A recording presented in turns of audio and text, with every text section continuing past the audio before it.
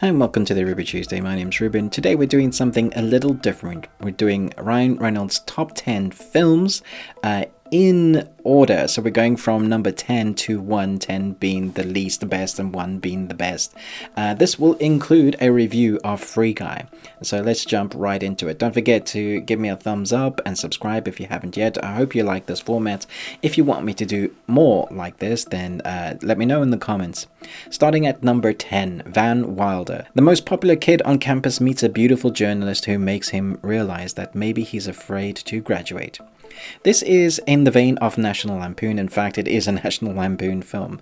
It's definitely probably a film that you probably couldn't make in today's society, but it reeks of nostalgia and is arguably the film that put Ryan Reynolds on the map before Deadpool. It has a lot of nostalgic fun, and if you go and see the cast, there's a lot of actors in this cast from way back when that you now realize there's, hey, wait a minute, I know that guy, and this is why it's number 10. Let's move on to number 9. Safe House. A young CIA agent is tasked with looking after a fugitive in a safe house, but when the safe house is attacked, he finds himself on the run with his charge. This is one, I'll put my hands up and say, yeah, probably I understand that a lot of critics and a lot of film viewers didn't actually like this film that much. I liked it a lot, my wife and I, because it's filmed in Cape Town and we hail originally from South Africa. Whenever we see anything filmed in South Africa, we definitely go, oh, that's home. Denzel Washington and Ryan Reynolds together on screen had a really likable duo, even though their characters with each other seemed to be at odds and trying to kill each other on occasion. It was their chemistry on screen together that kept me coming back. It's one of those films when you see it on a streaming service that you might start watching it and have it on in the background. It's aged somewhat, but the fighting was great before John Wick did John Wick's thing. Number 8. Waiting. Young employees at a restaurant collectively stave off boredom and adulthood with their antics. This is one of those films that might have crept under your radar. It's a growing of age film. It wasn't very well received, but actually has a bit of longevity. If you put it on now, you realize that the comic timing of Ryan Reynolds in this is what has paved the way for future films and future kind of deeper roles, because there's some drama in there with the comedic lines. But for the most part, if you've ever been in a service job or sales or restaurants, you'll understand the pain that this job comes with, and I feel like a lot of people related to that. I certainly have in my earlier days when I had my first few jobs. This is definitely some of those stories that you'll talk about with your kids and family. This film relates to that. Number 7.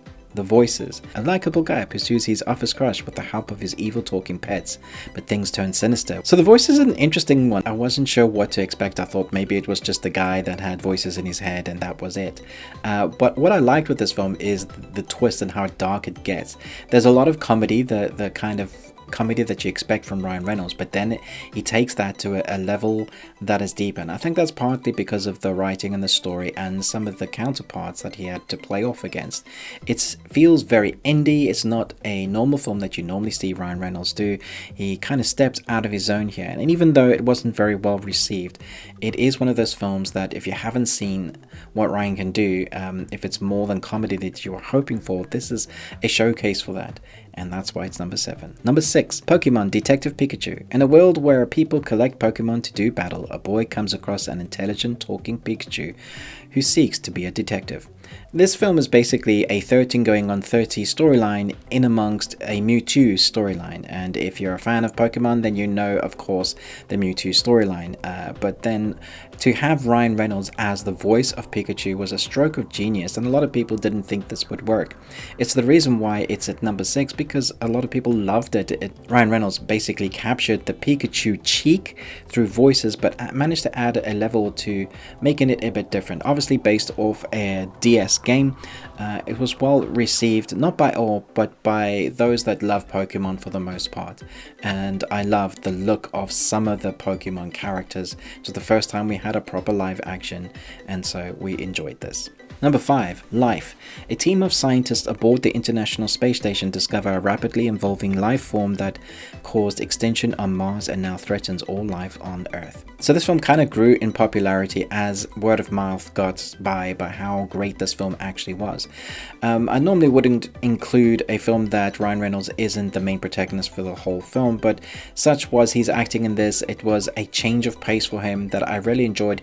His comedic timing again in this, but it was more dry. It was a more serious role, and so his ensemble cast that was with him, it was really great to see how he would react off of those.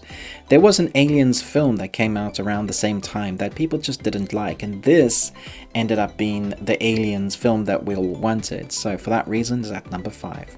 Number 4, Deadpool 2. Foul-mouthed mutant mercenary Wade Wilson, Deadpool assembles a team of fellow mutant rogues to protect a young boy with supernatural abilities from the brutal time-traveling cyborg Cable. The first character that pops into mind nowadays is probably Deadpool when you think about Ryan Reynolds, apart from some of those terrible films he's done, which shall not be named here. This film is another helping of the Merc with the Mouth and just has a perfect script. The banter between characters in this one was really well timed in amongst the action, and this just proves that R-rated superhero films are wanted and can do well. Number 3, Free Guy. Bank teller discovers that he's actually an NPC inside a brutal open world video game, directed by Sean Levy. We had the chance to go and see this at the premiere in London, and I was quite frankly very surprised by it. This exceeded my expectations of what I was expecting to get from this film.